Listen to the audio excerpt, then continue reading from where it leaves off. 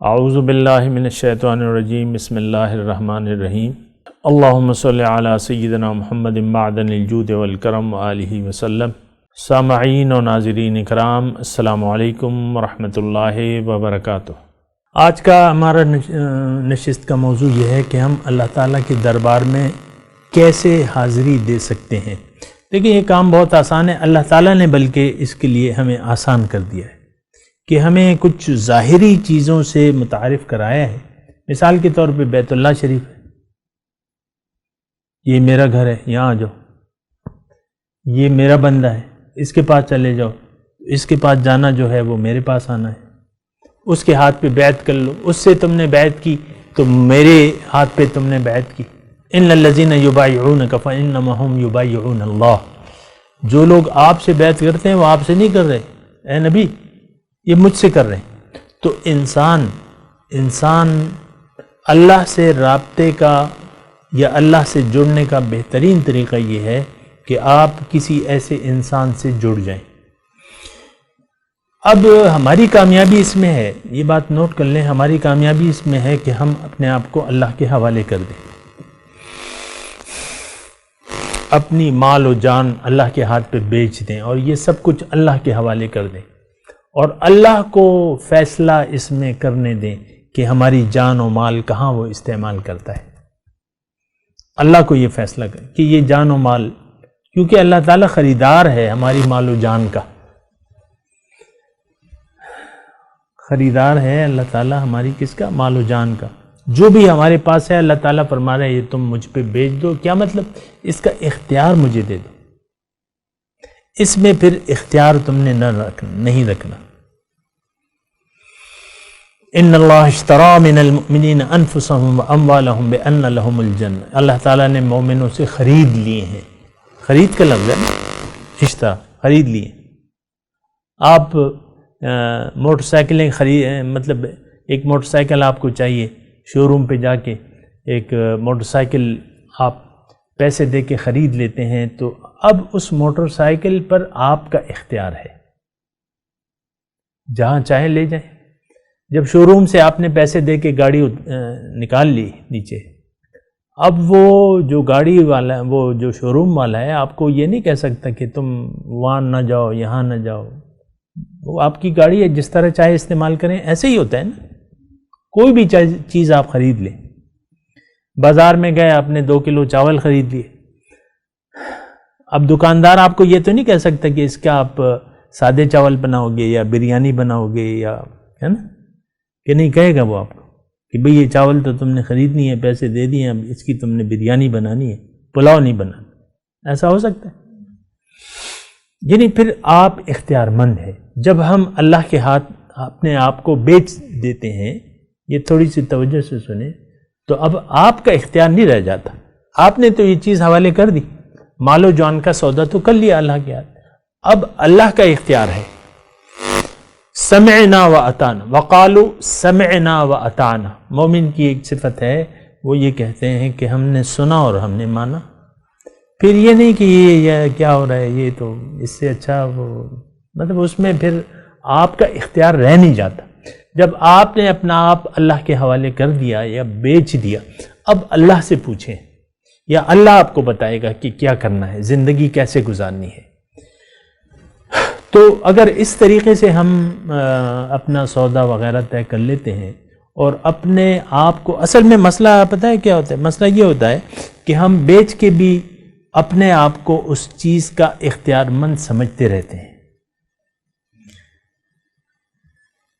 بس یہاں پھر مسئلہ ہو جاتا ہے۔ یعنی آپ نے بیعت کر لی، پھر بھی آپ اپنی مرضی چلاتے رہے،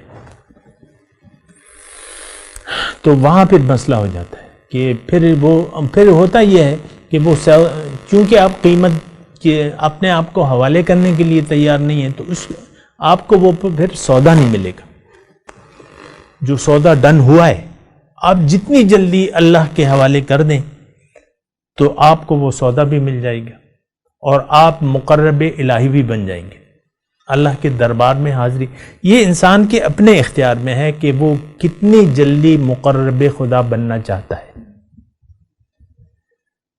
بعض اوقات بیعت کر کے انسان جو ہے بس بھول جاتا ہے بیعت کو، یا صرف چند اذکار کو بیعت کا حاصل سمجھ لیتا ہے کہ بھئی میں نے تو، وہ پشتوں میں کہتے ہیں نا میں نے تو بس سبق لیا ہوا ہے ان سے، اور پھر بعض یہ بھی میں نے سنا ہے میں نے تو اسباق پورے کر لیے اپنے.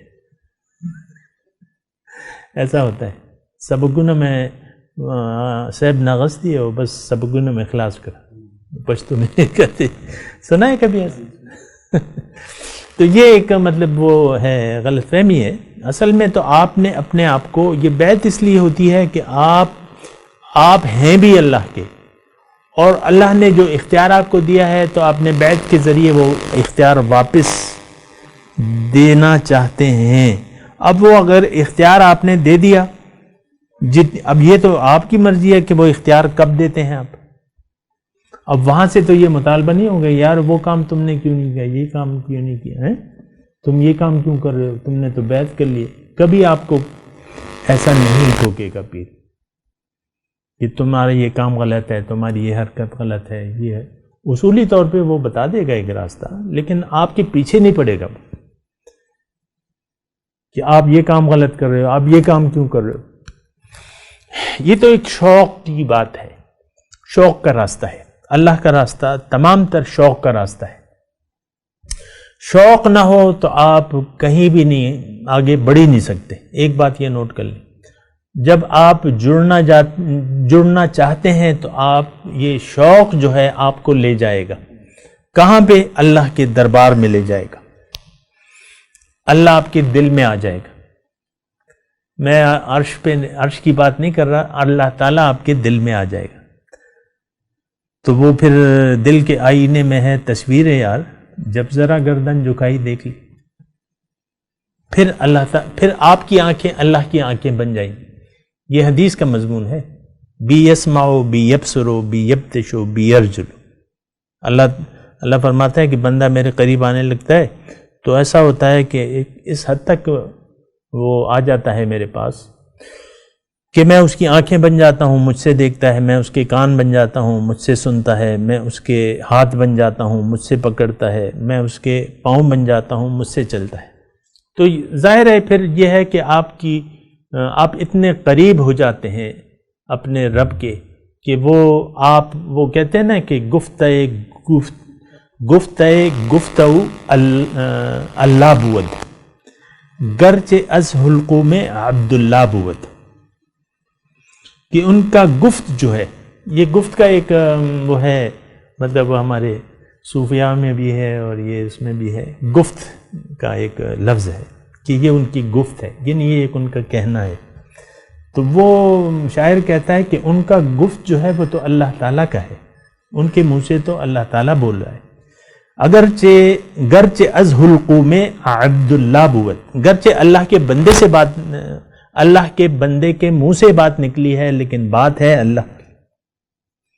اور یہ تو اگر آپ دیکھیں، تھوڑا سا وقت ہے آج کی نشست میں آپ سے کہتا ہوں کہ اللہ تعالیٰ نے حضور کے بارے میں فرمایا ما ینطق عن الہوی ان ہوا الا وحی یوحی، اپنی مرضی سے وہ کوئی بات کہتے نہیں.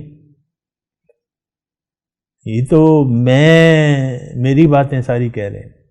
اب حضور نے جو زندگی گزاری ہے ساری باتیں اللہ تعالیٰ نے مہر لگا دی اس پہ، یہ تو میری باتیں تھی ساری، یہ تو میں کہہ رہا تھا. تو پھر ایسا ہوتا ہے. تو اگر مطلب یہ ہے کہ انسان، دوبارہ میں یہ کہہ رہا ہوں کہ یہ سارا راستہ شوق کا ہے. شوق ہوگا تو آپ کوشش کریں گے، محنت کریں گے. اور دنیا میں بھی آپ دیکھ لیں ایسا ہوتا رہتا ہے کہ شوق کے ذریعے ہم ایک کام سیکھتے ہیں. بس میرا ایک شوق ہے یہ. باقی باتیں انشاءاللہ اگلی نشست میں ہوں گی. وآخر دعوانا ان الحمدللہ رب العالمین. مولایا صلی وسلم دائما ابدا على حبيبك خير الخلق كلهم.